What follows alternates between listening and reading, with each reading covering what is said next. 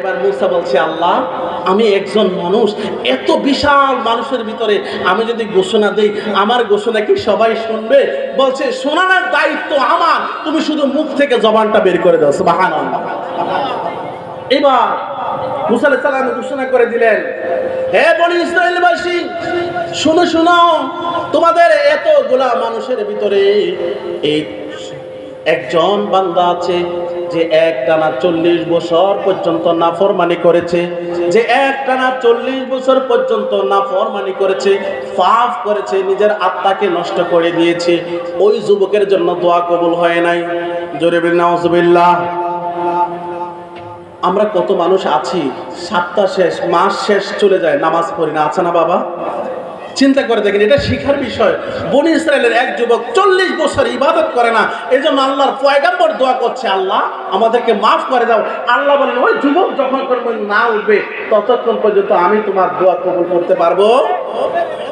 এবার ঘোষণা করে দিলেন পয়গাম্বর, সবাই একে অপরের দিকে তাকাচ্ছে, কোন এমন নাফরমান বান্দা যে একটানা 40 বছর পর্যন্ত গুনাহ করেছে।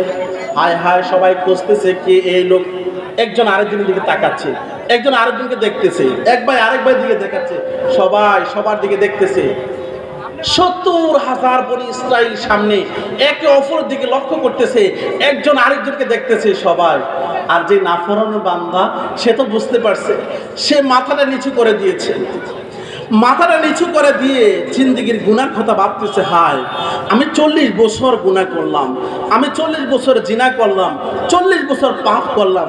আল্লাহ কখনো আমাকে অপদস্থ করো না, কখনো অপমান করো না। আল্লাহ এখানে 70,000 বনি ইসরাইল, এই 70,000 বনি ইসরাইলের ভিতরে আমার পরিবার আছে, আমার কি আছে, প্রতিবেশী আছে, আমার মেয়ে আছে, আমার ছেলে আছে, আমার স্ত্রী আছে।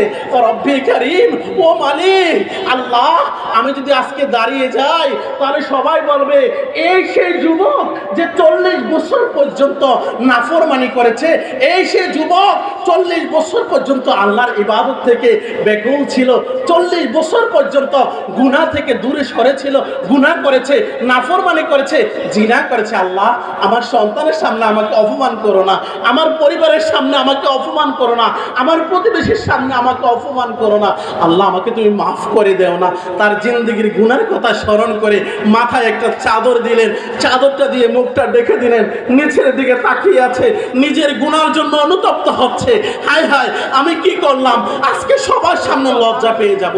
মালিক মাওলা, আল্লাহ আমি কোন পথে যাব? আল্লাহ আমাকে তুমি মাফ করে দাও না। আল্লাহ আমার পরিবারের সামনে আমাকে ছোট করো না। আল্লাহ আমার ছেলে মেয়ের সামনে আমাকে অপদস্থ করো না। আল্লাহ বনি ইসরায়েল 70,000 মানুষ, আমি যদি এখন দাঁড়াই সবাই আমার দিকে তাকাবে, আমি লজ্জা পাবো। আল্লাহ আমাকে তুমি মাফ করে দাও না। ও রব্বি কারীম, এই কাম ধরলাম, তওবা করলাম, আমাকে তুমি মাফ করে দাও না। যুবক মাথায় চাদর দিয়ে, নিছন দিয়ে এভাবে তওবা করতে করতে করতে করতে, মন থেকে তওবা করতে করতে চোখের পানি ছেড়ে দিয়েছে। তার চোখের পানি যখন জমিনে পড়েছে, সাথে সাথে আল্লাহর রহমতের বৃষ্টি শুরু হয়ে গিয়েছে। এবার মুসা আলাইহিস সালাম বলছে, আল্লাহ আপনারা এইমাত্র বললেন এখানে 70,000 বনি ইসরায়েলের ভিতরে এক নাফরমান আছে, যার জন্য আপনি দোয়া কবুল করেন নাই, যার জন্য বৃষ্টি হয় নাই। আল্লাহ এখান থেকে তো কাউকে উঠতে দেখলাম না, কেউ তো উঠলো না, তাহলে কে গেল? কেউ না গেল, এখান থেকে উঠলো না কেউ, সবাই তো বসা আছে, কিন্তু আপনি তো বৃষ্টি দিয়ে দিলেন।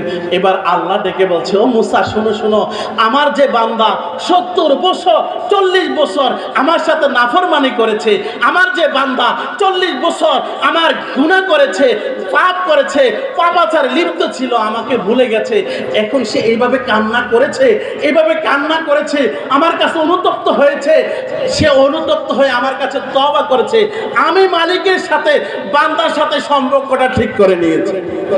আর যে বান্দার জন্য 40 বছর দোয়া কবুল হয় না, ওই বান্দার জন্যই এখন আমি আল্লাহ রহমতের বৃষ্টি বর্ষণ করে দিলাম। প্যারা হাজিরিন, একটু চিন্তা করে দেখুন, 40 বছর নাফরমানি করার পরে বান্দা কিভাবে গুনাহ করেছে, কিভাবে আল্লাহ তওবাটাকে কবুল করে নিয়েছে। বনি ইসরায়েলের মানুষ খরায় অনাহারে মানুষগুলো যখন ক্ষতিগ্রস্ত হয়ে যাচ্ছে, তার একজনের তওবার কারণে আল্লাহ রাব্বুল ইজ্জত সমগ্র বনি ইসরায়েলকে মাফ করে দিয়েছে। এজন্য আল্লাহ বলছে, ইয়া আইয়ুহা আইয়ুহাল্লাযীনা আমানু তুবু ইলাল্লাহি তাওবাতান নাসুহা। সুবহানাল্লাহ বলি। আল্লাহ বলেন বান্দা তুমি গুনাহ করবা, পাপ করবা, কিন্তু আমার রহমত থেকে নৈরাশ হয়ো না। তুমি যখন পাপ করবা, তোমার যখন পাপ হয়ে যাবে, শয়তান আমার কাছ থেকে অনুমতি নিয়েছে, তুমি পাপ করবা, পাপ করার পরে তুমি তওবা করো, তুমি তওবা করলে আমি আল্লাহ শুধু তোমার পাপকে মাফ করব না, আমি আল্লাহ জিহাদি হজের সওয়াব দান করে দেব। এখন আমরা কিভাবে তওবা করব? লক্ষ লজ্জার কারণে তওবা করতে পারি না, রাতের অন্ধকারে কারেন। আমার দয়াল নবীদের কাছে বনি ইসরায়েলের আর দয়াল নবীর কাছে মুসলিম শরীফের একটা হাদিসে আসছে, দয়াল নবীর কাছে একজন সাহাবী গেলেন, আনসার সাহাবী, সে গুনাহ করেছে, জিনা করেছে। জোরে বলেন কি করেছে? এটা সবাই বলে কি করেছে? জিনা করেছে। কি করেছে? জিনা করার পরে তার ভিতরে দেমাকে বাড়ি দিয়েছে, হায় আমি যে জিনা করেছি, আমার কি উপায় হবে? আল্লাহ রাসূলের দরবারে গেলেন, গিয়ে বলছি ইয়া রাসূলুল্লাহ, ও মালিক, ও মায়ার নবী, ও দয়ার নবী, আমি গুনাহ করে ফেলেছি। বলছে কি গুনাহ করেছো? বলছে আমি জিনা করে ফেলেছি। যখন এই কথা বললেন, আমার মায়ার নবীর চেহারাটাকে ঘুরিয়ে নিলেন। এখন ওই লোক সামনে দিকে আবার বলছে, ও মায়ার নবী, ইয়া রাসূলুল্লাহ, আমি জিনা করে ফেলেছি, আমার বিচার করুন। আমার দয়ার নবীর চেহারাটা এদিকে ঘুরে ফেলেছে, মানে না শোনার ভান করতেছে। তৃতীয়বার বলল, ও মায়ার নবী, নূরের নবী, ইয়া রাসূলুল্লাহ, আমি তো জিনা করে ফেলেছি, আমাকে শাস্তি দিন। এবার তৃতীয়বারের পরে, তুমি সত্যিই জিনা করেছো? বলছে হ্যাঁ আমি জিনা করে ফেলেছি। এবার আমার নবী সাহাবাদেরকে পাঠাইলেন, সাহাবারা তোমরা যাও তো, গিয়ে সত্য কিনা দেখে আসো। এবার সাহাবারা গেলেন, সবাই সত্যতা জানতে গেলেন। সত্যতা জানার পরে গিয়ে দেখলেন সত্যি ওই লোক জিনা করেছে। কি করেছে? ওই লোক জিনা করেছে। তো জিনা করার পরে এবার বিচারে আসলো, জিনাকুরের বিচার হলো তার শরীরের গলা সমান, অর্থাৎ এই বুক সমান মাটির নিচে দিয়ে পাথর নিক্ষেপ করে তাকে মৃত্যু দেওয়া। কি করা? তাকে, জোরে বলেন কি করা? তাকে মৃত্যু।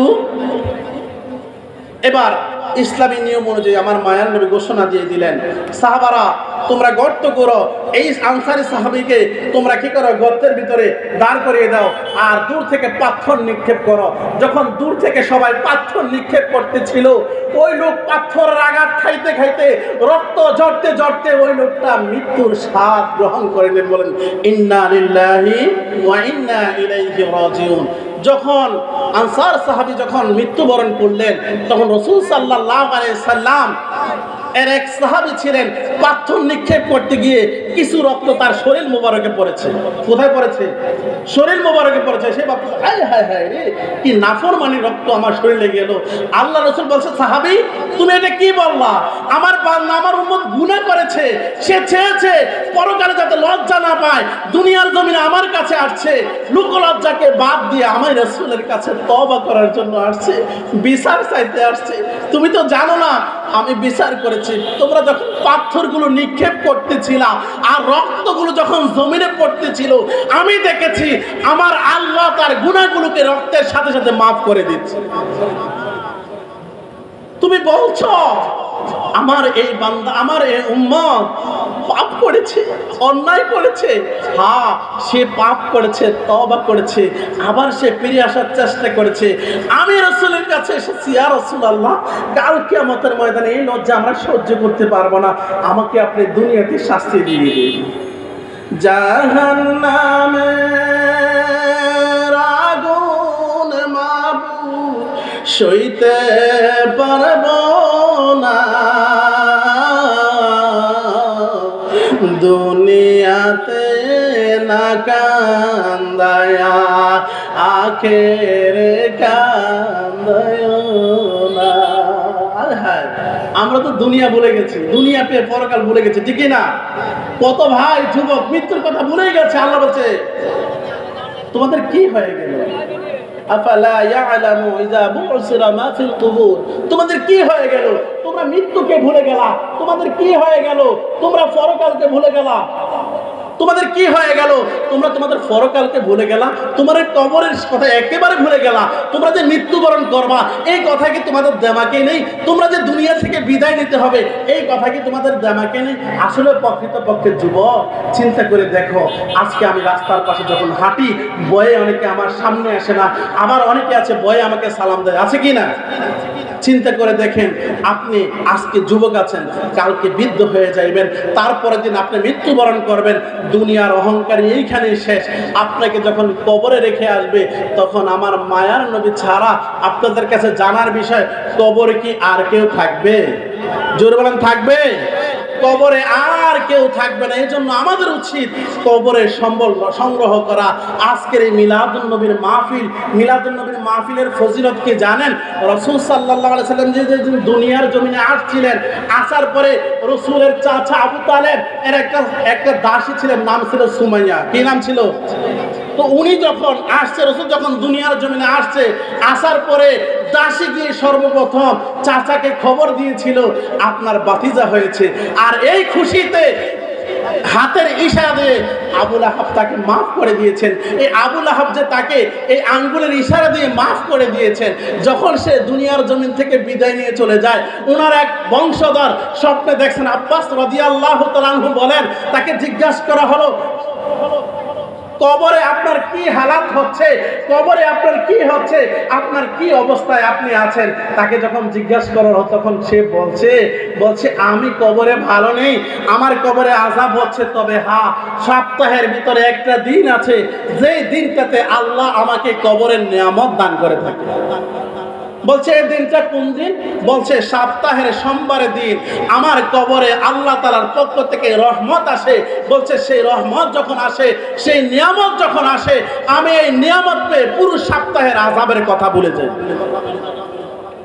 বলছে কেন?